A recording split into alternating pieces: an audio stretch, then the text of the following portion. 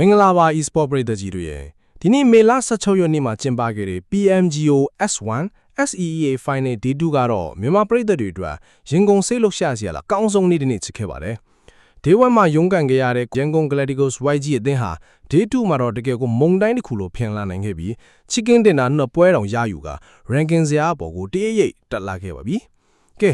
YG ရဲ့ဒီနေ့ match တစ်ခုချင်းစီရဲ့ရလဒ်ပြီးကိုအသေးစိတ်အရင်ကြည့်လိုက်ရအောင်။ Match 7 Rondo Ranking 14, 2 kills. Match 8, Eranger, Ranking 1, 11 kills. Match 9, Eranger, Ranking 16, 0 kill. Match 10, Eranger, Ranking 4, 2 kills. Match 11, Mirama, Ranking 11, 1 kill. Match 12, Mirama, Ranking 1, 9 kills.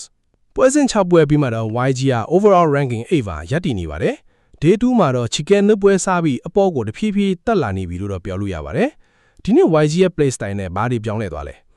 ဒီနေ့ YG ရဲ့ကစားဟန် play style ကမနီးကတဲ့ဆိုင်အများကြီးပိုပြီးတည်ငြိမ်လာတာကိုတွေ့ရပါတယ်။ပေးထားတဲ့ device တွေနဲ့လည်းပိုပြီးအသားကျလာပုံရတယ်လို့ကစားသမားတွေရဲ့စိတ်ဓာတ်ပိုင်းကလည်းပိုပြီးကြွလာပါတယ်။အထူးသဖြင့်ဆုံးဖြတ်ချက်ချတဲ့အပိုင်းတွေမှာပိုပြီးညံဆန်လာပြီးဇုံထဲကိုအခွင့်ကောင်းယူကအကောင်းဆုံး position တွေဝင်ယူနိုင်ခဲ့တာကဒီနေ့အောင်မြင်မှုရဲ့တော်ချက်ပါပဲ။ပင်စင်မှုလိုအပ်နေသေးတဲ့ကောင်ပေါင်း fight ညာဆုံးဖြတ်ချက်များ YG အိမ်နဲ့ကောင်ပေါင်း fight တွေမှာဆုံးဖြတ်ချက်ပိုပြီးပြတ်သားဖို့လိုနေပါသေးတယ်။ဒီနေ့အင်ရှင်ထိုင်းအသင်း EA နဲ့ချစ်ခဲ့တဲ့ battle ကိုကြည့်မယ်ဆိုရင်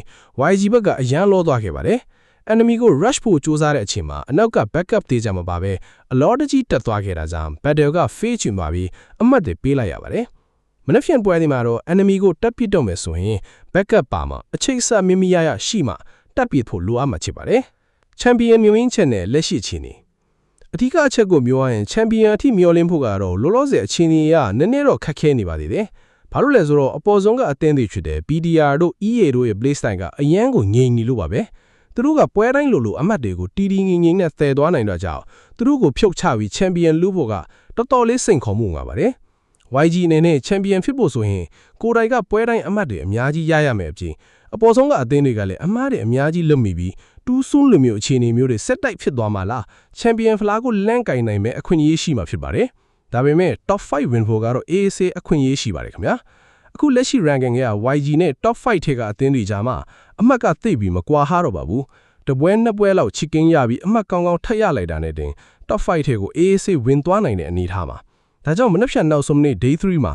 YG အသင်းအနေနဲ့ PR တွေအများကြီးမများပဲစိတ်အေးထားဖို့လိုပါတယ်။ဒီနေ့ကအမားတွေကိုပြင်ဆင်ပြီးအမားကင်းကင်းနဲ့ထိထပ်ပိုးပြီး performance ထွက်အောင်လုပ်ပြဖို့လိုပါတယ်။ကစားသမားတွေအချင်းချင်း communication နဲ့ backup အပိုင်းကိုပိုပြီးဂရုစိုက်ဖို့လိုပါတယ်။မြန်မာပရိသတ်တွေအားလုံးကလည်း YG ကိုအားပေးနေမှတေးကြပါပဲ။မနေ့ဖြန်ပွဲစဉ်ဒီမှာလည်းဒီနေ့လိုပဲပွဲချမ်းပြပြီး top 5 ထဲကိုတေးကြပေါက်ဝင်ရောက်သွားနိုင်ပါစေကြောင်းဆုတောင်းပေးရင်းနဲ့ဆက်လက်အားပေးဝန်းရံကြဖို့တိုက်တွန်းချင်ပါတယ်။ဗီဒီယိုလေးကိုအဆုံးထိကြည့်ရှုပေးလို့ကျေးဇူးတင်ပါတယ်။ပရိသတ်ကြီးတော်ပေါင်းမနေ့ဖြန် YG ရဲ့ comeback အပေါ်မှာဘယ်လောက်ထိမျှော်လင့်ထားလဲ။ comment မှာရေးပေးခဲ့ကြပါဦး။နောက်ထပ် e-sport သတင်းတွေကိုလက်မလွတ်တမ်းကြည့်နိုင်ဖို့ကျွန်တော်တို့ channel ကို subscribe လုပ်ထားဖို့မမေ့နဲ့ဘူးနော်။အားလုံးပဲကျေးဇူးတင်ပါတယ်။နောက်ဗီဒီယိုမှာပြန်တွေ့ကြပါမယ်။